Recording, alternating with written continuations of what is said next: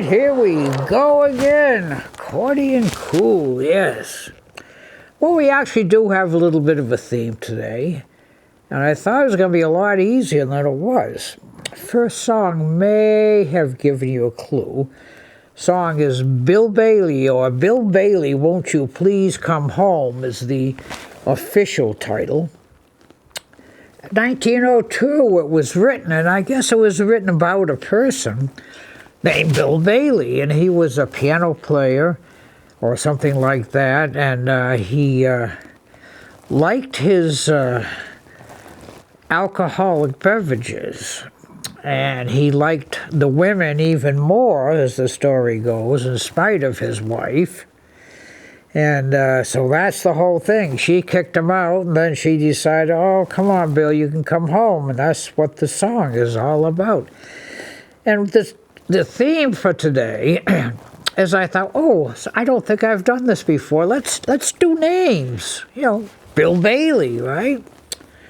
Well, you know, it wasn't quite as easy as I thought, because a lot of the things are titles that I thought were actual names, are more like areas, or, you know, just a thought, you know, that didn't really, and I may have taken a little poetic license with one or two of them, but Bill Bailey is certainly a name. Now, this second tune came from a Russian poem back in 1843. And they put some music to it eventually, and it became a Russian folk song. Now, a lot of accordion players, I guess there's an arrangement of this song for, you know, classical meaning classic accordion playing, but I just got the melody of the song and just messed with it and came up with my own arrangement or something. So, song is called Dark Eyes, Dark Eyes. So that's a name somebody might give somebody. So let's see what we get.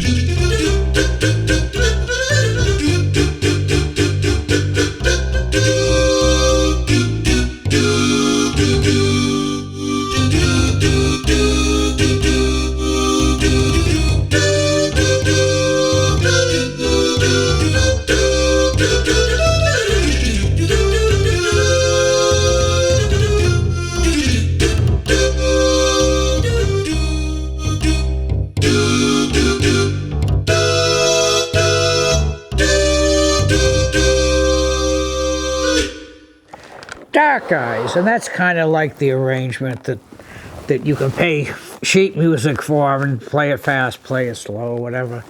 Why don't you just take the melody and do your own? No, don't get me started on all that stuff. All right. Well, our next tune, we're coming back to a little closer to to where we are today. Duke Ellington, fellow named Billy Strayhorn, teamed up with Duke. And Billy Strayhorn was a piano player. Well, I mean, as I've said before, playing piano in Duke's band is like backing up Tom Brady. You're not going to play. Well, you are now because he's retired. And this is one of their biggest tunes. They wrote it in 1953.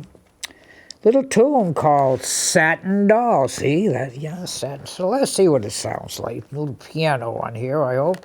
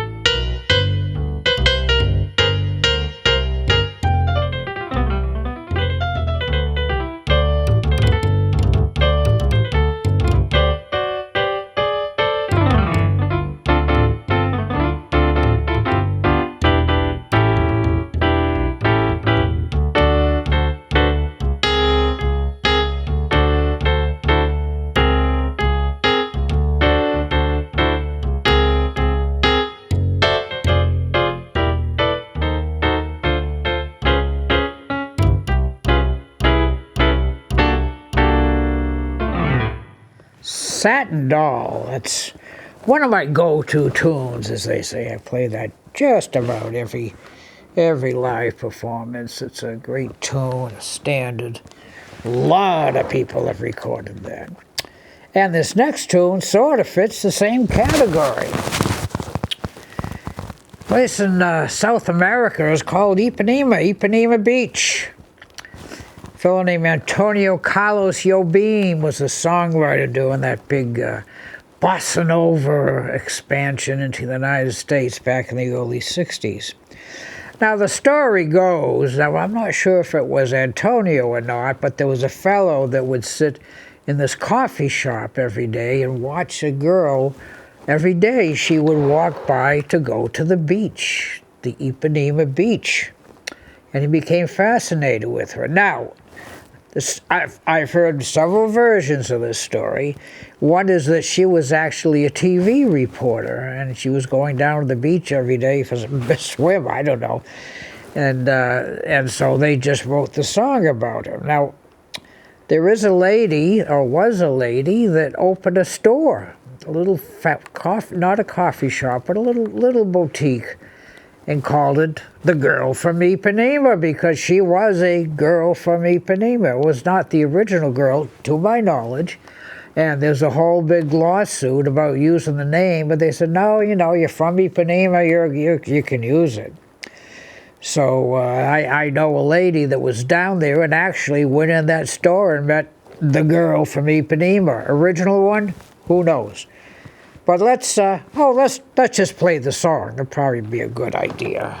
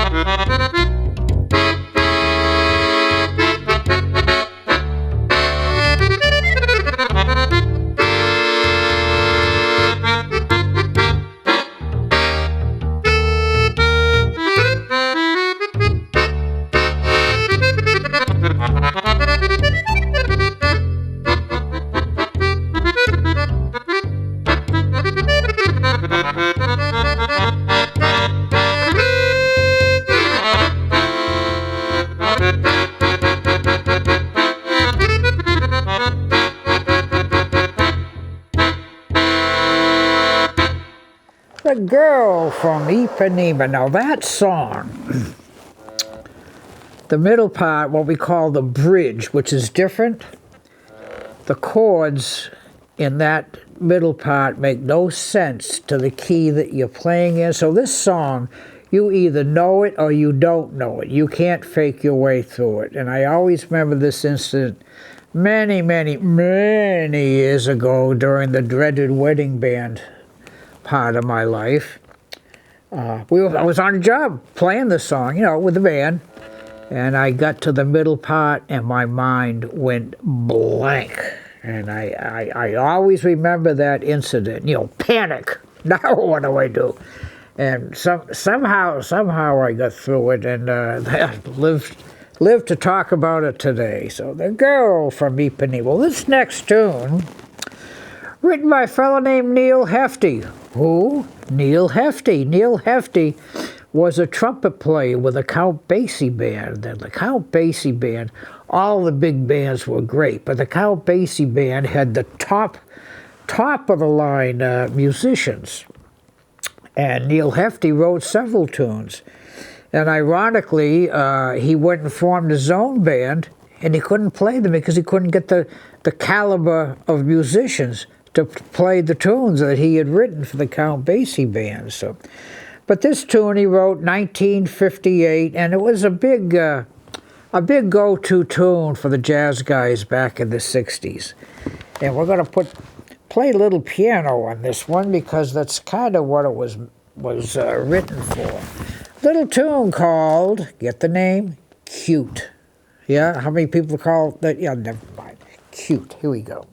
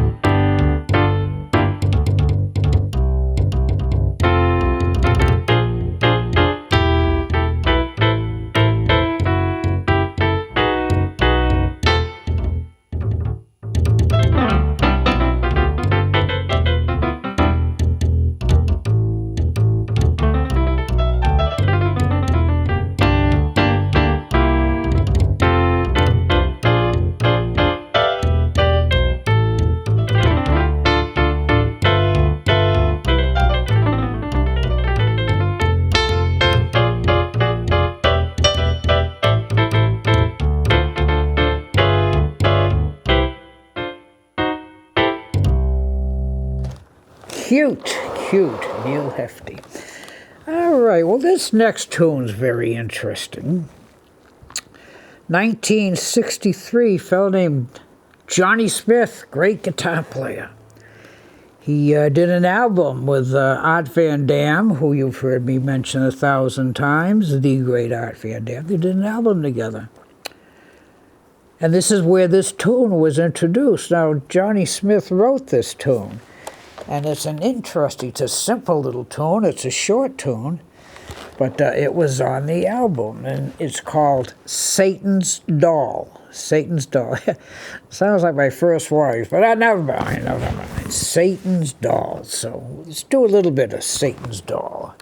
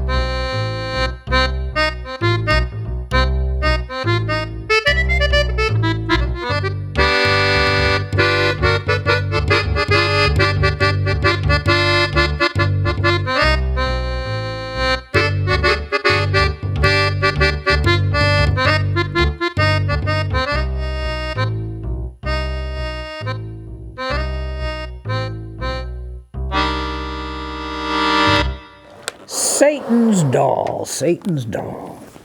Well, we're down there close to the end of our time now, and this tune determines whether or not you're a music fan or a Harlem Globetrotters fan. Now, that probably gives you a pretty big clue as to what the tune is. The tune's called Sweet Georgia Brown. Now, the interesting part about this tune is in 1911, a fellow named Dr. Brown, who was part of the Georgia State Senate, or whatever they call it down there, had a baby. And the Senate made a proclamation that he had to name her Georgia.